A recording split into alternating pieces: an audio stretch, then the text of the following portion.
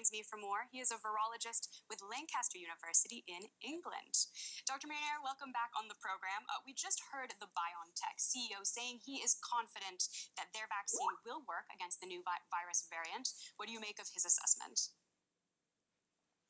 Yes, Claire, that is pretty true. The reason is that when somebody is vaccinated, basically the vaccine not only target the spike protein at multiple sites, but also induce other level of protection as well. Like our white blood cells, which are within our blood, are also primed to attack onto the virus. And also the complement system, T-cell responses, and wide array of responses are induced. So if the antibody related protection is little minimized because of this mutation, we have other areas to work on to and make the vaccine effective. So therefore, I'm pretty confident that this vaccine would protect against this new strain whatsoever as it stands. But the problem really is not at this moment. The problem is that as we move along, this virus would propagate into the human population at a really dominant level, and if keep accommodating more and more mutation, and ultimately it will reach to a tipping point. At that point, we need to worry about the vaccine efficacy. But as it stands now, I don't really think there would be any problem. Now, given that information, can we really say how dangerous is this variant of the coronavirus?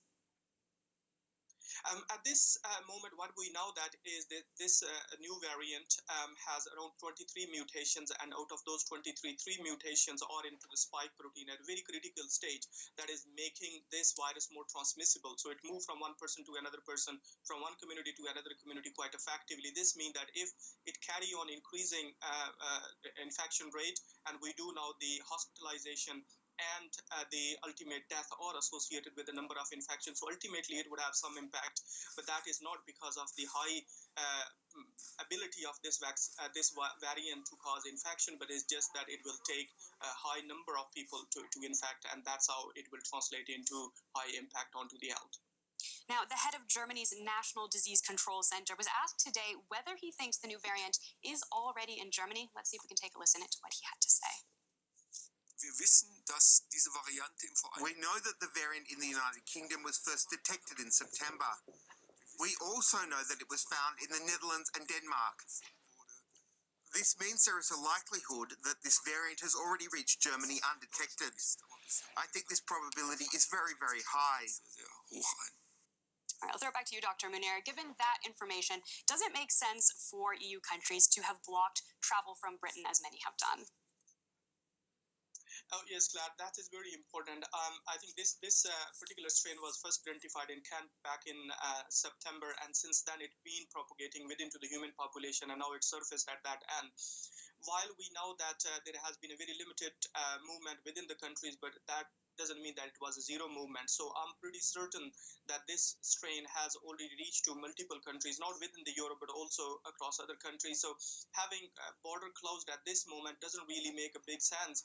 However, the important thing is that all those EU countries do sequence at the level as we do here in the UK, different strains of the viruses to really identify if that is the case. Because if that is the case, important is that really to emphasize and minimize really the impact of this variant strain within the population. Now, do you think that there are steps that governments should be taking other than this?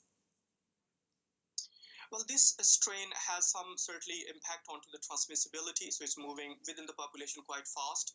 And probably the vaccine wouldn't have really any problem with this one, and also the disease severity is not really high. So what I would like to emphasize is that particularly coming into the festive season is that do follow all those public health principles that we have put in place. Those are now important more than ever to not to allow this virus to penetrate into the society and mutate any further.